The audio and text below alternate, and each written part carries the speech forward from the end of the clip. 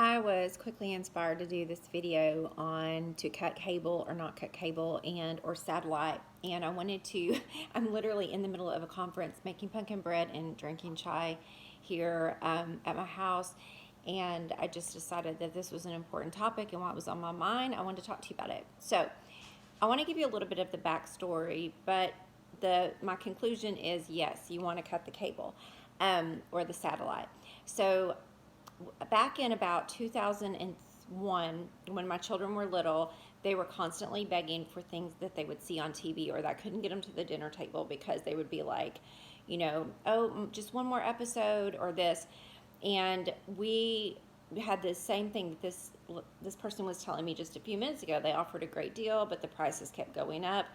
And so we got like a great cable sign-on bonus, and then the prices kept going up. Now, mind you, this was before there was great internet. This was before there was a Roku.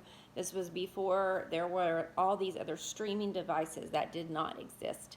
And I just got really irritated with the combination of the prices going up and my children begging, and I cut the cable. And we weren't even getting local channels. I think maybe we were getting like PBS. And so my children and I made a habit, and I was working part-time.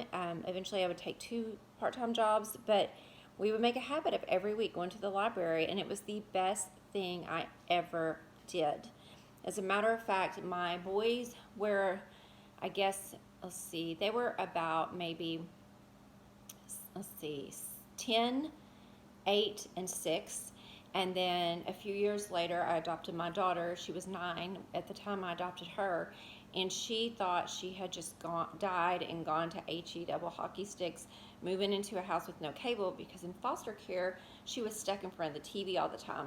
But once, I put a little TV in her room, and I gave her it had a little DVD player. Actually, back then it had a 8-track or a VHS, and then eventually she got a DVD player.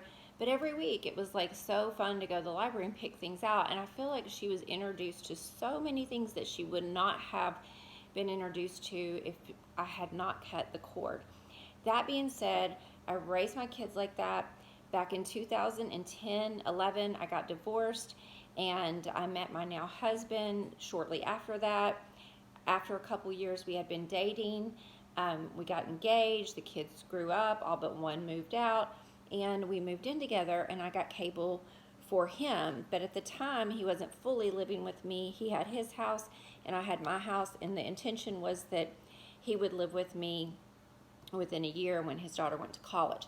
So he would stay with me a lot. So I got cable and for him, because he really enjoyed watching it, and we never turned the TV on. No one in my family, the TV never came on unless he was there, ever, because we were not in the habit of watching it. Now, at this point, my kids had computers and Netflix, and we had accounts, so they were used to watching things in their room. My daughter was working at the library at that point, and when she was home, she would just get stuff from the library or use her computer. So we also had a Roku, so if the kids wanted to watch anything, they would use the Roku. So this is how I raised my kids, and I never looked back. My husband and I then got married, and we built this house, and he wanted satellite, so we got it because we have limited internet out here. My goodness, they just kept upping the price. They were constantly adding channels that we didn't ask them to add. You were supposed to call to have them removed, or they started charging you. And it just became a full-time job to keep up with all of these charges and this calling and canceling.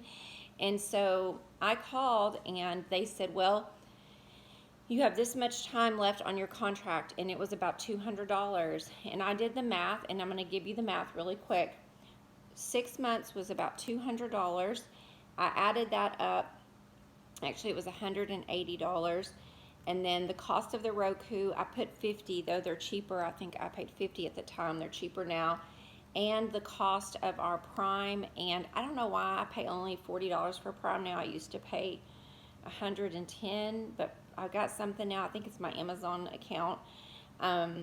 With my card, I get a special promo thing, and that's a year, $40 a year. And then I pay $15 a month for Netflix, which they upgraded me without me asking as well. And I recently lowered that from like $20 a month to $15 a month. So I pay about $20 a month. So I added that up. The cost of paying the contract off, $180. The cost of the Roku, $50, and 6 months of paying for Netflix and Hulu, or not Hulu, Prime was $120. Now Hulu has an offer for $10, but what you need to know is you don't really need any of those stations. Roku now has so many stations on the Roku that you can stream. You can watch tons of movies for free. So before you go out and pay for Netflix or Roku, which you may already have a Netflix account, check and see all the things that are available now on Roku for free. You might be surprised. But at any rate, if you paid for 2 subscription services for $20 a month, you paid for your Roku and you paid the 6-month fee, you're going to spend $350. And the cost, if you had paid, like say $100 a month, ours was like $110, but we're going to say $100 for 6 months. That's $600. $600 minus $350 is a savings of $250, and that's just for the 6 months. That doesn't even include the whole next year. So after you've paid for the Roku and you're just paying for your streaming, so like now we've been off of satellite for years now, we're paying about $20 a month for our streaming services. That's $240 a year versus $1,200 a year or more.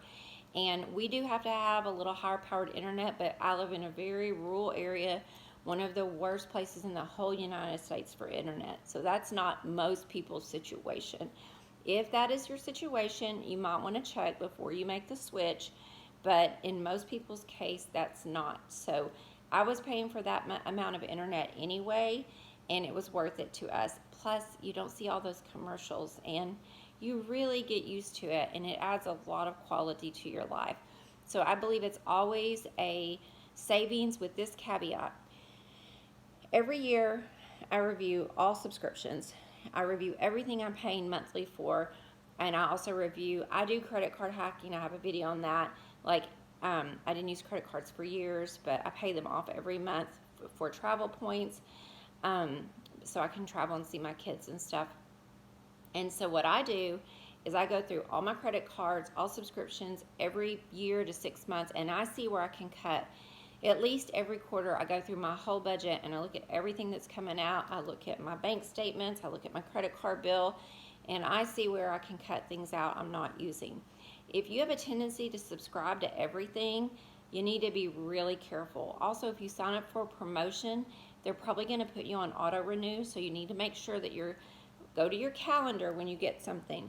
And if it auto renews, like when we were sick with COVID, we got Disney Channel, and it's been a waste for us. My children use it, my grandkids use it when they come over, but it's really a waste for us. So I went in and marked on the calendar when it's up, so that way I can go and shut it down.